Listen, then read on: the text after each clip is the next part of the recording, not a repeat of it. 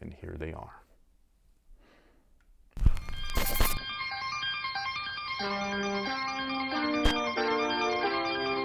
Yo, what's good guys? My name's Chris. Welcome back to the official WearTesters.com YouTube channel. Today we got a detailed look and review on a PE made for Michael Jordan. It's actually released. I'm really actually not just surprised that they're releasing this, but that they're even acknowledging the Wizards era. That's just like always been like taboo almost, you know what I mean? So I just think it's very cool. And this is the box for anybody interested. It's not the Air Jordan 3 original style box from '88, but instead it's that newer style Air Jordan 3 box where sometimes like it's got elephant print and colors matching the shoes. So here we go. They did this with like the Cardinals, those black and greens and so on and so forth. And then these guys right here, I actually did not buy for myself. I was not interested in them, believe it or not, even though it is a PE, so you'd think that I'd be interested in them. But I have so many damn threes that I would wear over this one that I just didn't buy these for myself. So I bought these to give away to one of you guys, as long as you're a member of our WearTesters Discord community. So if you're not, now's your chance. Go ahead, links in the description. Now, before we deep dive into these bad boys real quick, here is a word from today's sponsor. Basketball season is entering its final stage, and with that, DraftKings wants to offer all new customers $150 worth of bonus bets if their $5 pregame wager actually hits. And yes, you heard that right. You bet $5 on a pregame wager, and if that wager actually hits, then you'll get $150 worth of bonus bets on them. What are you gonna do with $150 worth of extra bets? Well, it's simple. You could try out DraftKings same-day parlays, where you can combine multiple bets from the same game into one big bet for a shot at an even bigger payout. And if you happen to live in a state where mobile betting is not quite yet available, don't worry, they actually have fantasy options that you can play where there's no money required. However, cash prizes are available, even though it's just fantasy. If you are interested in trying out DraftKings Sportsbook, all you gotta do is click the link down below in our description box. We're also gonna have a pinned comment as well, just to keep things easy. Download the DraftKings Sportsbook app. Make sure you use our promo code, which is WearTesters, right there on the screen. Bet $5 on any pregame moneyline wager, and if you win, $150 worth of bonus bets is yours. Again, thank you so much to DraftKings Sportsbook for being a sponsor on the channel. We greatly appreciate it.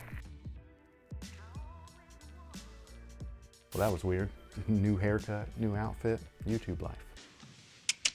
So for those of you guys that don't know, this is the Air Jordan 3 and what they're labeling on sneakers as the white and true blue colorway. I do think that that is a mistake for labeling the shoe, because I think a lot of newer sneakerheads are now gonna call these the true blues, even though there's an actual true blue 3 that was an original from 1988 that looks damn near just like this, but without all the copper accents. Instead, the copper was replaced with red, and they had a Nike Air logo on the back. Oh, the original ones. They did retro twice, I think, maybe 3 times. Correct me if I'm wrong, but I'm only remembering 2. One with a Jumpman, one with a Nike Air, part of the remastered program that's no longer talked about. But anyways, these guys right here don't feature Nike Air simply because neither did his PE, which leads me to believe that it really was 2 releases, because he wore that retro release while on, well, actually Kobe wore the retro release. Jordan wore this instead, which we all thought at the time was the retro release until we saw like closer images and stuff, because we were watching the games on tube TVs. Didn't I read somewhere where they said he lost a step and couldn't jump quite as high?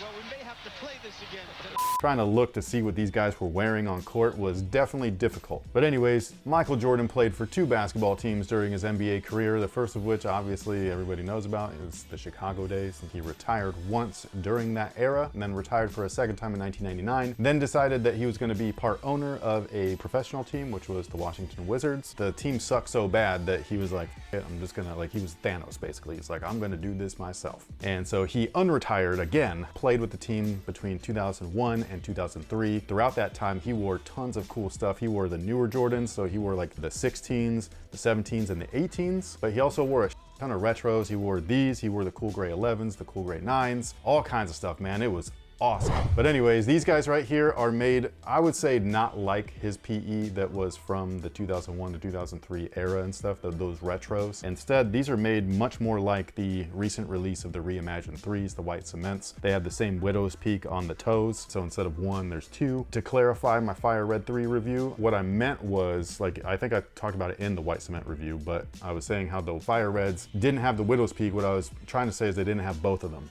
They had one, they had this one, but they didn't have have that guy. The white cements obviously had 2, and then it confused me, so I started doing deep dives and all that. You guys can watch that video. But anyways, these guys are built more like the most recent release, also known as the Reimagined 3s. So you've got the same shape, the same like, you know, die cuts and stuff like that, which are what those Widow Peaks are. They're for alignment of cuts and placements of the materials. And then the collar area is very thinned out, so much more like the originals from 1988 versus the retros from the 2000 era. I will say though that this feels awesome. It's silky smooth, man. Like this material that they use inside is not that cottony stuff. Like this feels awesome. But yeah, this is essentially the True Blue 3, but all of the red is replaced with copper to match the Wizards jerseys from that era. I think it's really cool that they're actually going in and releasing the PE that he actually had. But yeah, these guys feature a traditional Air Jordan 3 bottom. Again, it looks just like the True Blue 3s, but with all the red replaced with copper. So all of the copper areas, you would see traditionally red there instead. The midsole itself is polyurethane. It does feel a little softer, not quite like the Air Jordan 4 Nike SB soft, but still softer nonetheless. So it should be a little bit more comfortable underfoot. And then inside of that polyurethane midsole is a 4-foot encapsulated air unit. And then in the heel, obviously you can see it, it's an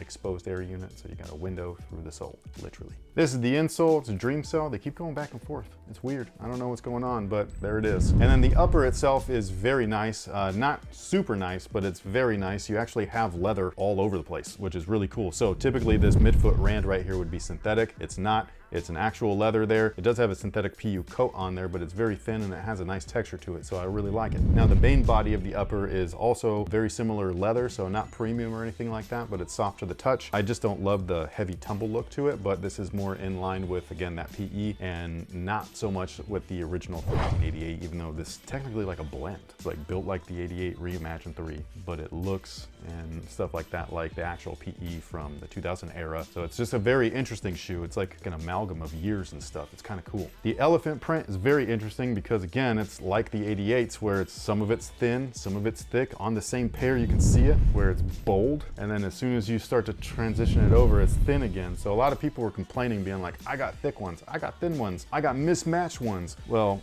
this is what it looks like. So like it's supposed to be inconsistent. Like that's just the nature of the material, or the print and stuff like that. But like the way that it looks though is like it's usually a thin sheet of actual nubuck and then they'll stamp the material into it. And so I've never seen it personally where it's been thick and thin on the same panel. So that was a first for me, but I have seen the variations over the years because I've seen so many of these damn shoes. So that to me doesn't bother me. I think a lot of newer heads were like buying them and getting pissed, being like, mine don't look like the one that was in the picture. I want my money back.